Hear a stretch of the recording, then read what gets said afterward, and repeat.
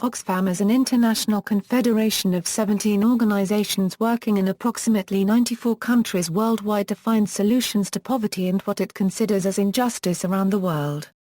In all Oxfam Euro unregistered trademark S actions, the ultimate goal is to enable people to exercise their rights and manage their own lives. Oxfam works directly with communities and seeks to influence the powerful, to ensure that poor people can improve their lives and livelihoods and have a say in decisions that affect them. Each organization works together internationally to achieve a greater impact through collective efforts.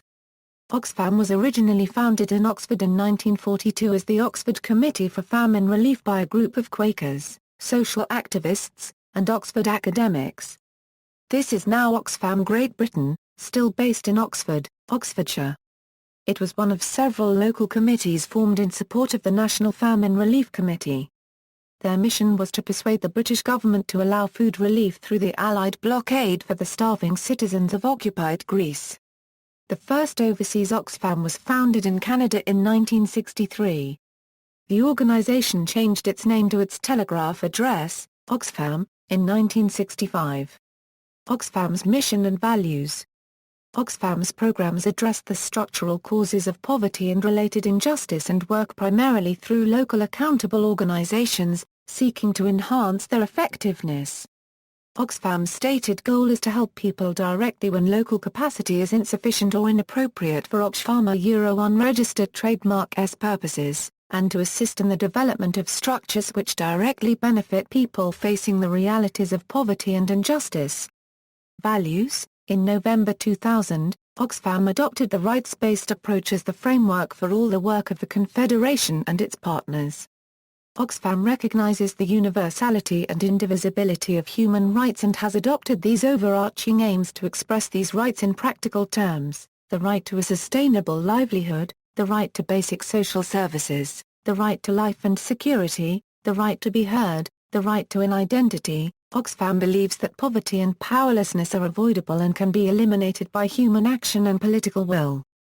The right to a sustainable livelihood, and the right and capacity to participate in societies and make positive changes to people's lives are basic human needs and rights which can be met. Oxfam believes that peace and substantial arms reduction are essential conditions for development and that inequalities can be significantly reduced both between rich and poor nations and within nations. Oxfam's work. Though Oxfam's initial concern was the provision of food to relieve famine, over the years the organization has developed strategies to combat the causes of famine. In addition to food and medicine, Oxfam also provides tools to enable people to become self-supporting and opens markets of international trade where crafts and produce from poorer regions of the world can be sold at a fair price to benefit the producer. Oxfam's program has three main points of focus: development work, which tries to lift communities out of poverty with long-term, sustainable solutions based on their needs. Humanitarian work, assisting those immediately affected by conflict and natural disasters, especially in the field of water and sanitation. And lobbyist, advocacy and popular campaigning, trying to affect policy decisions on the causes of conflict at local, national, and international levels. Oxfam works on trade justice, fair trade, education, debt and aid, livelihoods, health, HIV/AIDS, gender equality, conflict and natural disasters, democracy and human rights, and climate change. Through programs like Saving for Change, Oxfam is working to help communities become more self-sufficient financially. The Saving for Change initiative is a program whereby communities are taught how to form collective, informal credit groups.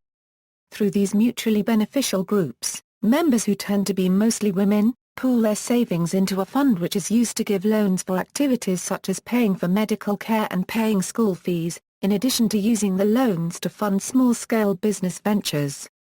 Ultimately, the goal of the program is to leave the community with a self-sustaining organization where people who otherwise would not qualify for formal bank loans can go for financial assistance. In doing so, borrowers can start businesses which benefit not only themselves but also their communities. Additionally, Oxfam has provided relief services during various global crises, including the Israeli-Euro-Palestinian conflict, North Korean famine, 2011 East Africa drought and 2012 Sahel drought. The Boss Farm NGO was also founded in May 1995 by women participating in an Oxfam GB psychosocial radionics project to support internally displaced women during the Bosnian War. Oxfam has become a globally recognized leader in providing water sanitation to impoverished and war-torn areas the world over. In 2012, Oxfam became one of the humanitarian groups that comprise the UK's Rapid Response Facility to ensure clean water in the wake of humanitarian disasters. History. The original Oxford Committee for Famine Relief was a group of concerned citizens such as Canon Theodore Richard Milford, Professor Gilbert Murray and his wife Lady Mary, Cecil Jackson Cole and Sir Alan Pym. The committee met in the old library of University Church of St Mary the Virgin, Oxford, for the first time in 1942, and its aim was to relieve famine in Greece caused by Nazi Germany military occupation and Allied naval blockades. By 1960, it was a major international non-governmental aid organisation. The name Oxfam comes from the Oxford Committee for Famine Relief, founded in Britain in 1942 and registered in accordance with UK law in 1943. Oxfam International was formed in 1995 by a group of independent non-governmental organisations. Their aim was to work together for greater impact on the international stage to reduce poverty and injustice. Stichting Oxfam International registered as a non-profit foundation at The Hague, Netherlands. Oxfam's first paid employee was Joe Mitty, who began working at the Oxfam shop on Broad Street, Oxford on November 9, 1949. Engaged to manage the accounts and distribute donated clothing, he originated the policy of selling anything which people were willing to donate, and developed the shop into a national chain. Oxfam affiliates, Oxfam GB. Oxfam GB had 5,955 employees worldwide in 2008, and a total income of £299.7 a million. Oxfam GB's head office is located in Cowley, Oxford and has offices and programmes in over 70 countries in 8 regions. From 2007 to 2009, Oxfam GB was recognised as one of Britain's top employers by CRF. Oxfam Ireland. Oxfam Ireland works with local partner organisations in developing countries to develop effective solutions to poverty and injustice. It is a registered charity in Ireland and Northern Ireland, with headquarters in Dublin and Belfast. Funds are raised via 3 different sources. Shops. There are 51 shops throughout Ireland selling goods donated by the public, government. The Irish government allocated over a €3.7 to Oxfam work in 2008 €9. Private donors, corporate and institutional funding, supporters who donate regularly via direct debit or to special appeals. Structure. Oxfam Ireland is the public title of the 2 separate legal bodies registered in the respective jurisdictions as Oxfam Northern Ireland and Oxfam Republic of Ireland. Oxfam Ireland operates coherently on an all-island basis by means of a single management structure and shared membership of associations and councils. Oxfam Canada. Oxfam Canada traces its history to 1963, when the British-based Oxford Committee for Famine Relief sought to establish a Canadian branch. Oxfam Canada was independently incorporated in 1966. The first board of directors included 21 distinguished Canadians. In 1967, Oxfam Canada became a key organizer of the successful Miles for Millions fundraising walks across the country. In that year, Lester Pearson led Oxfam's first Miles for Millions march. With its revenues, Oxfam began to provide educational materials to schools and undertake advocacy work in public policy development. The early 1970s was a critical period of growth as Oxfam began its own programming overseas in Africa, Latin America and the Caribbean, and established a network of staff and volunteers across Canada to support its work. The original idea was born with Oxfam shops, Luc Moulton, professor at the University of Oxford. During this same period, Oxfam Canada began to analyse its role in the development process, moving from a traditional model of charity towards long-term development programming. Deeply involved in the international movement against apartheid in South Africa and Central American solidarity through the 1970s and 80s, Oxfam Canada sought to address the fundamental, underlying causes of poverty. This in turn led to Oxfam's role as a major advocacy organisation in the 1990s, to mobilise public support for changing the policies that perpetuate poverty. Oxfam Canada is a founding member of Oxfam, the federation of Oxfams worldwide. Today, Oxfam Canada works with over 100 partner organisations in developing countries, tackling the root causes of poverty and inequity and helping people to create self-reliant and sustainable communities. In Canada, Oxfam is active in education, policy advocacy and building a constituency of support for its work. Oxfam America. In 1970, Oxfam America became an independent non-profit organization and an Oxfam affiliate in response to the humanitarian crisis created by the fight for independence in Bangladesh. Oxfam America's headquarters are located in Boston, Massachusetts, with a policy and campaigns office in Washington, D.C. and 7 regional offices around the world. A registered 501(c)(3) organization, Oxfam America campaigns for climate change adaptation, food security, aid reform, access to medicines, and fair trade. Oxfam Quake Copyright Beck. In 1973, Oxfam Quake Copyright Beck became an independent member of the international Oxfam movement. Carried by the popularity of Ivan D. Shams, Oxfam Quake Copyright Beck has become a cherished organization among the Quake Copyright Bar Copyright Choir. Its mission is to get the francophone population involved in the situation of developing countries. Oxfam Australia. Oxfam Australia is an independent, not-for-profit, secular, community-based aid and development organisation, and an affiliate of Oxfam International. Oxfam Australia's work includes long-term development projects, responding to emergencies and campaigning to improve the lives of disadvantaged people around the world. They aim to give disadvantaged people improved access to social services, an effective voice in decisions, equal rights and status, and safety from conflict and disaster. Oxfam Australia's activities are mainly funded by community donation. Oxfam's development and advocacy programs use 73% of donated funds, 16% is used for fundraising and promotion, and the remaining 11% for administration. In the case of emergency appeals, 85% of funds are used directly for emergency response purposes. In 2009, Oxfam Australia's work reached 4.64 million people in 28 countries. This was made possible by the support of more than 310,000 donors and campaigners. Oxfam NUVIB.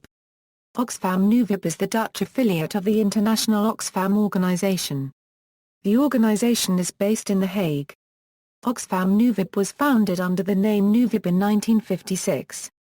NUVIB, an abbreviation standing for Nederlandse Organisatie voor Internationale Bijstand, was later changed to Nederlandse Organisatie voor Internationale Ontwikkelingssamenwerking due to a change in approach of the organization's development work. In 1994, NUVIB became an affiliate of Oxfam and the organization changed its name in 2006 to Oxfam NUVIB. In 2008 the organization changed its voluntary policy towards a network-based approach. They set up a so-called participation network or tribe named www.ONSNIT-NL with the aim of creating a campaign for a just world without poverty. Oxfam in Belgium. Oxfam in Belgium is a coordinating body of the Belgian components of the Oxfam movement, namely, Oxfam Solidarity, Magazines du Monde Oxfam and Oxfam Winkels. Oxfam Solidarity incorporates the activities of Oxfam Belgium and those of Oxfam Projects. Oxfam Solidarity supports approximately 200 projects and programs in the south totaling around €10 million, thanks to co-financing by the Belgian government and the European Union.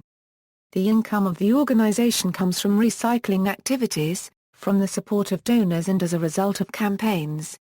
Oxfam Winkels and Magazines du Monde Oxfam remain autonomous organizations, focusing on fair trade. With more than 220 outlets, as many groups and 7,000 volunteers, they form a movement which, guided by the principles of fair trade, pursues objectives similar to those of Oxfam Solidarity. Oxfam France. Oxfam France was founded in 1988 under the name Oegar pour un monde solidaire. Its work was already based on campaign and advocacy, both of which were rare in France at the time. Oegar became an observer member of Oxfam in 2003, and a fully fledged member in 2006. Based in Paris, Oxfam France claims its missions are to inform, increase public awareness and mobilize citizens. Oxfam France unregistered trademark's work in advocacy and research focuses on economic justice, agriculture, protecting civilians, and health. Oxfam France is funded mostly by public donations and by institutional donors. It has 5 second-hand shops, 3 bookshops, a clothes shop in Lille and a shop in Strasbourg. Oxfam Germany. Oxfam Germany has its beginnings in an initiative by concerned private citizens who in 1986 opened a second-hand shop in Bonn modelled on the idea of the British charity shops. While not officially associated with Oxfam, the shop was staffed by volunteers and sold donated goods, with all proceeds given to projects run by Oxfam GB. A second shop, following the same model, was opened in Cologne in 1991. Oxfam officially came to Germany in 1995 with the foundation of the charitable Oxfam Deutschland e.V. and its commercial subsidiary Oxfam Deutschland Shops GmbH. Oxfam Germany became a full affiliate of Oxfam International in 2003. As of March 2013, Oxfam was operating 42 charity shops in 28 German cities, including 5 Oxfam bookshops and 3 fashion boutiques. According to Oxfam Germany website, there are 2,400 volunteers in those shops. Oxfam Hong Kong. Oxfam Hong Kong began in 1976, when volunteers came together, opened a second-hand shop, and raised funds for anti-poverty projects around the world. Some of the first actions in the 1970s and 80s were to advocate for justice in the Vietnamese boat people refugee crisis in Hong Kong, and to help save lives in Ethiopia during the 1984 famine. To date, Oxfam Hong Kong has assisted poor people in more than 70 countries states around the world. Oxfam India. Oxfam's involvement in India began when money was granted in 1951 to fight famine in Bihar. Bihar at the time was one of the poorest and most populated states in India.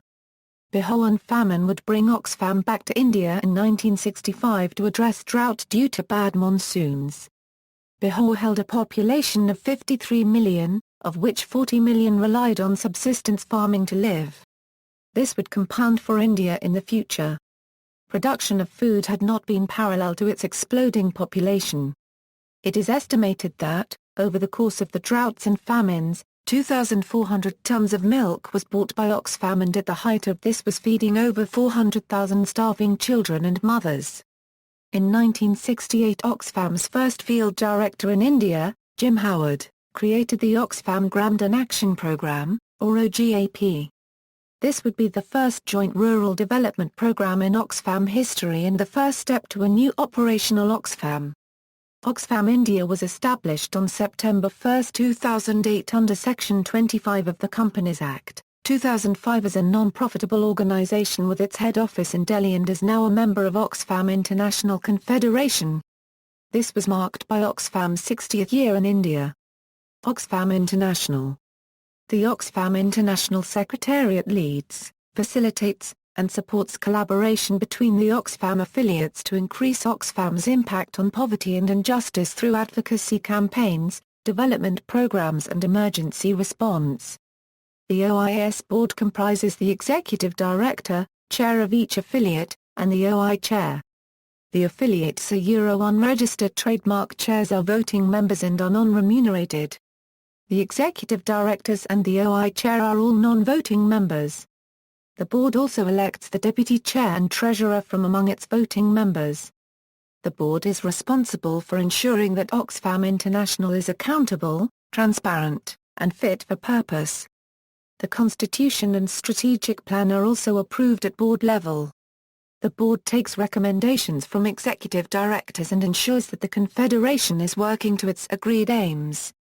The board also agrees membership of the Confederation, selects the honorary president, the honorary advisor, the board officers and the OI executive director.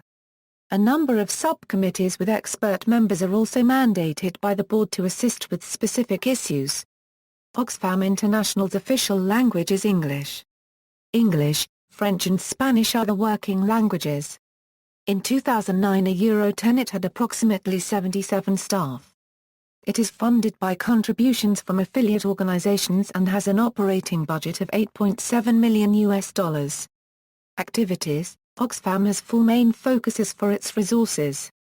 These are, economic justice, essential services, rights in crisis, and gender justice. Economic justice focuses on making agriculture work for farmers and agricultural laborers living in poverty and vulnerable circumstances, fairer trade rules for poor countries, and reducing the impact of climate change and energy shocks.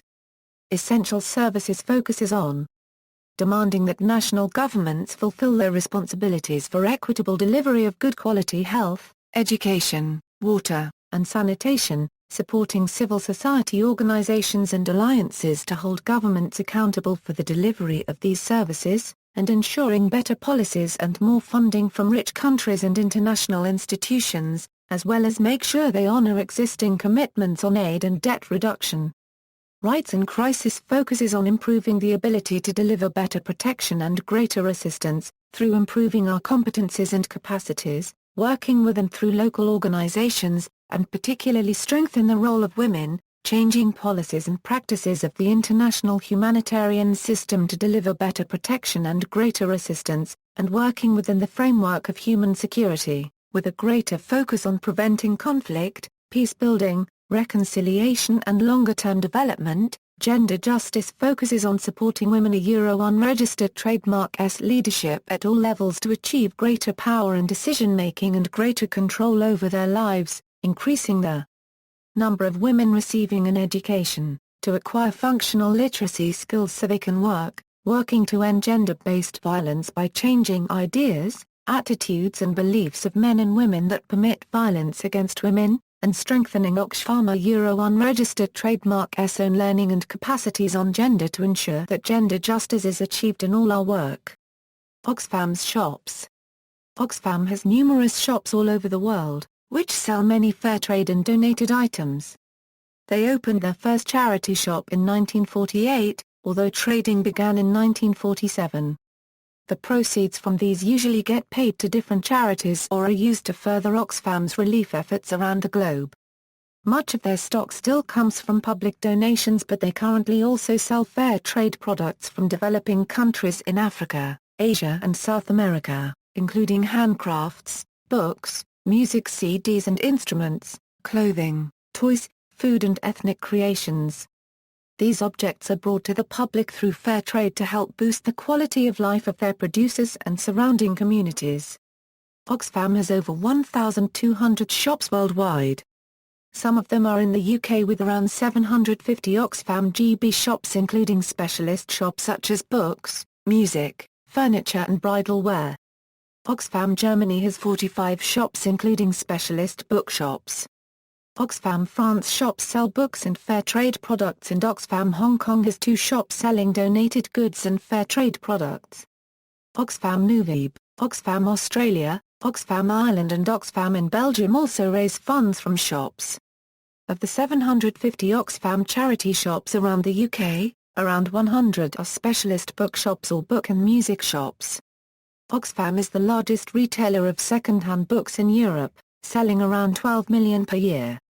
In 2008, Oxfam GB worked with over 20,000 volunteers in shops across the UK, raising £17.1 a million for Oxfam's programme work.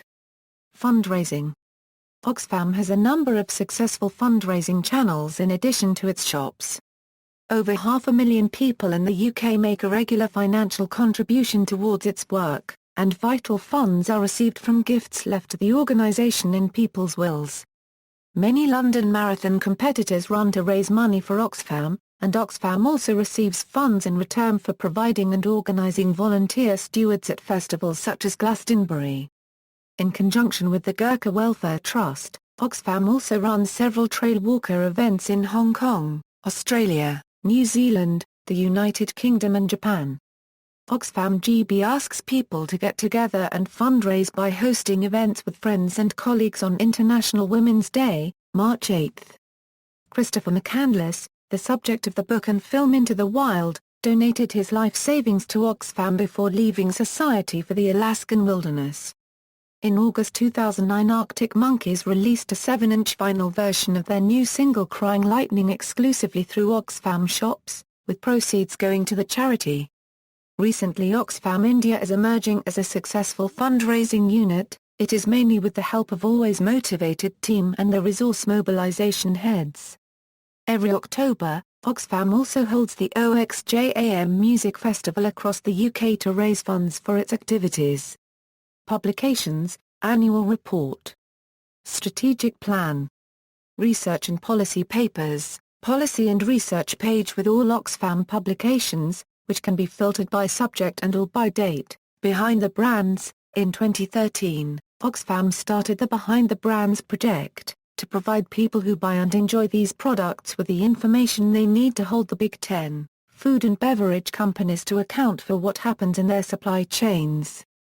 The scorecard consists of 7 categories, being, transparency at a corporate level, women farm workers and small-scale producers in the supply chain, workers on farms in the supply chain, farmers growing the commodities, land, both rights and access to land and sustainable use of it, water, both rights and access to water resources and sustainable use of it, climate, both relating to reducing greenhouse gas emissions and helping farmers adapt to climate change. The table below provides an overview of the evolution of the scores. Campaigns. Make Trade Fair. Make Trade Fair is a campaign organized by Oxfam International that focuses on the elimination of several trade practices. Dumping, which occurs when highly subsidized, surplus commodities from developed countries such as rice, cotton, corn, and sugar are sold at low prices and farmers from poor countries have difficulty competing. It is believed that this creates an uneven playing field where farmers in developing countries are unable to compete in the market with cheaper foreign produce and crops. Tariffs, where nations enforce high taxes on imported goods, restricting the sales of products from other nations. Unbalanced labor rights for women, who often earn lower wages than their male counterparts. Stringent patent issues, that prevent the prices of medication, software, and textbooks from being lowered. Thus, such essential goods are often inaccessible to developing nations. Criticism, conflict with Starbucks on Ethiopian coffee. On October 26, 2006, Oxfam accused Starbucks of asking the National Coffee Association to block a U.S. trademark application from Ethiopia for 3 of the country's coffee beans, Sidamo, Harar and Yugachef. They claimed this could result in denying Ethiopian coffee farmers potential annual earnings of up to £47 million. Ethiopia and Oxfam America urged Starbucks to sign a licensing agreement with Ethiopia to help boost prices paid to farmers. At issue was Starbucks' use of Ethiopia's famed coffee brands Sidamo, Yugachef and Harar that generate high margins for Starbucks and cost consumers a premium, yet generated very low prices to Ethiopian farmers. Robert Nelson, the head of the NCA, added that his organization initiated the opposition for economic reasons. For the U.S. industry to exist, we must have an economically stable coffee industry in the producing world. This particular scheme is going to hurt the Ethiopian coffee farmers economically. The NCA claimed the Ethiopian government was being badly advised and this move could price them out of the market. Facing more than 90,000 letters of concern, Starbucks had placed pamphlets in its stores accusing Oxfam of misleading behavior, and insisting that its campaign needs to stop. On November 7, The Economist derided Oxfam's simplistic stance and Ethiopia's economically illiterate government, arguing that Starbucks' standards-based approach would ultimately benefit farmers more. In conclusion of this issue, on June 20, 2007, representatives of the government of Ethiopia and senior leaders from Starbucks Coffee Company announced that they had executed an agreement regarding distribution, marketing and licensing that recognizes the importance and integrity of Ethiopia's specialty coffee designations. Financial terms regarding this agreement were not disclosed. Starbucks, as part of the deal, also was set to market Ethiopian coffee during two promotional periods in 2008. Brandon Burman, a Starbucks spokesman, said the announcement is another development in the relationship with Ethiopia and a way to raise the profile of Ethiopian coffee around the world. Seth Petchers, an Oxfam spokesman, said the deal sounds like a useful step as long as farmers are benefiting, and it's a big step from a year ago when Starbucks wasn't engaging directly Ethiopians on adding value to their coffee. Commercial favors. In May 2013, Oxfam demanded Dole remove its ethical choice labels from its bananas in New Zealand until it improved treatment of its workers in the Philippines. A Dole spokesperson said Oxfam's report was a commercial move aimed at backing a rival supplier which backed Oxfam, and Oxfam was trying to destroy the Dole brand. Political neutrality. Oxfam Great Britain was strongly criticised by other NGOs for becoming too close to Tony Blair's new Labour government in the UK. In October 2011, complaints by a member of the public regarding Oxfam's campaign for a financial transaction tax resulted in Oxfam seeking an injunction to ban a pensioner, Barry Nolan, from one of its shops. Mr. Nolan claimed that he was expected to pay the costs of seeking the injunction, which was sought due to alleged harassment and intimidation on the part of Mr. Nolan after he complained about a poster which highlighted Oxfam Euro unregistered trademark's call for a Robin Hood tax of banks and financial institutions. On October 25, 2011, the dispute was settled amicably in Taunton County Court. Afterwards Mr. Nolan said, "The matter has been settled between Oxfam and myself on a mutually satisfactory basis." Oxfam declined to comment on the court case, saying simply, "It is a private matter." Internal structures and political role. Omar and Awar, in Food and Power in Sudan, comment that the 1990s have seen growing pressure for humanitarian institutions to become more accountable. There has been a succession of reviews of major operations, growing in independence and criticism. They quote an OECD report, the Joint Evaluation of Emergency Operations in Rwanda, which stated that its team came across examples of agencies telling, if not falsehoods, then certainly half-truths, and noted a remarkable lack of attempts by agencies to seek the views of beneficiaries on the assistance being provided. In this climate, Oxfam has faced a number of criticisms, some specific to the organization itself, others relating to problems said to be endemic to NGO aid agencies.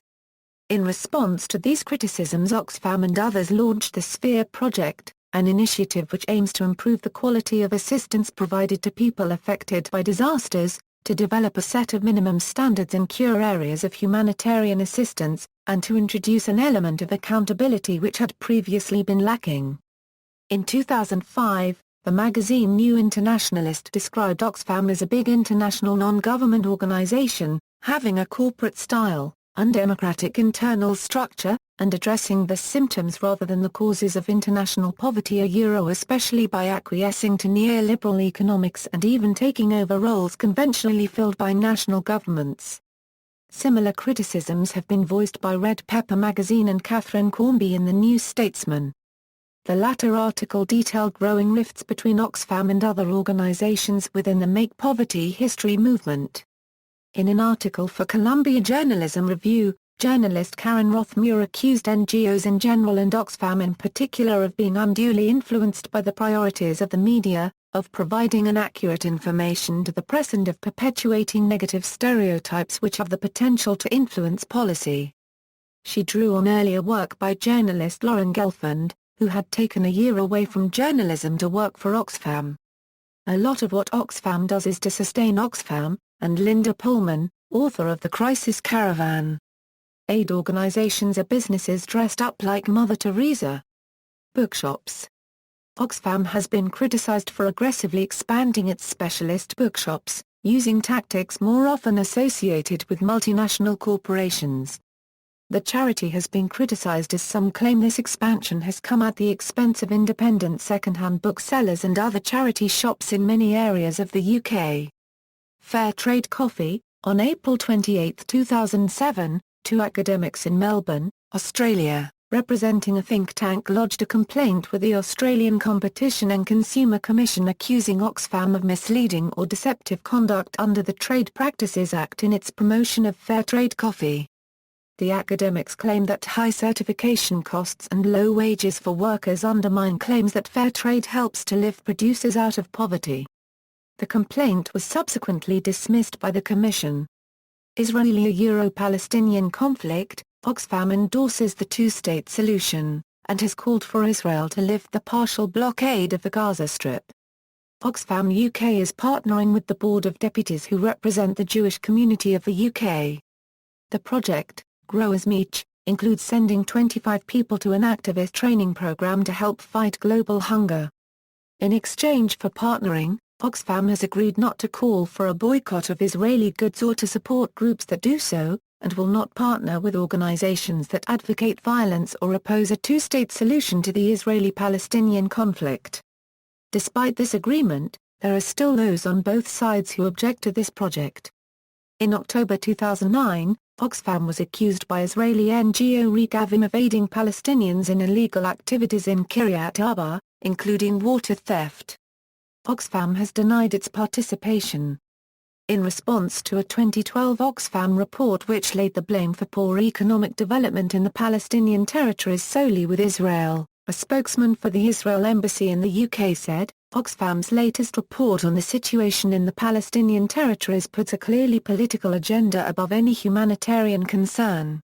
Far from advancing peace, such an approach undermines the prospects of reaching a negotiated resolution to the conflict. Oxfam UK cancelled an exhibition Gaza, Through My Eyes, which had been due to take place at East London Mosque on January 17, 2014 after Left Foot Forward presented information to the charity detailing homophobic and potentially anti-Semitic comments by one of the organisers, Ibrahim Hewitt. Human rights campaigner Peter Tatchell was reported as welcoming the event's cancellation but to have said of Oxfam UK, "It is hugely disappointing that it did no proper checks on him, Mr. Hewitt," before agreeing his presence. On January 29, 2014, actress Scarlett Johansson resigned as an international spokeswoman for Oxfam after appearing in a TV ad for SodaStream, a company that has a presence in the West Bank of Israel. The announcement from her publicist stated that Johansson respectfully decided to end her ambassador role with Oxfam after 8 years. She and Oxfam have a fundamental difference of opinion in regards to the boycott, divestment and sanctions movement. Confrontation with Population Matters. In December 2009, Duncan Green, head of research at Oxfam, attempted to discredit the Offsets initiative of Population Matters, under which individuals can offset their carbon emissions by funding family planning services in the developing world. Green wrote in an op-ed in the New Statesman that assumptions such as those in the OPT report equating population growth and environmental degradation are a gross oversimplification. In response, OPT described the response of parts of the development lobby to the initiative as frankly disgraceful, adding, "The world badly needs a grown-up, rational discussion of the population issue without blame, abuse and hysteria." See also, Disasters Emergency Committee, Make Trade Fair, Oxfam International Youth Partnership, Seoul Peace Prize, Oxtails, Chris Baba, Chair of Oxfam Trustees 1983-89, references. Further reading, Black, Margaret Magie unregistered trademark, A Cause for Our Times, Oxfam The First 50 Years, Oxford, Oxfam, ISBN A0-85598-173-3A. Blackburn, Susan, Practical Visionaries, A Study of Community Aid Abroad, Melbourne University Press, ISBN A0-522-84562-2A. External links, Oxfam International.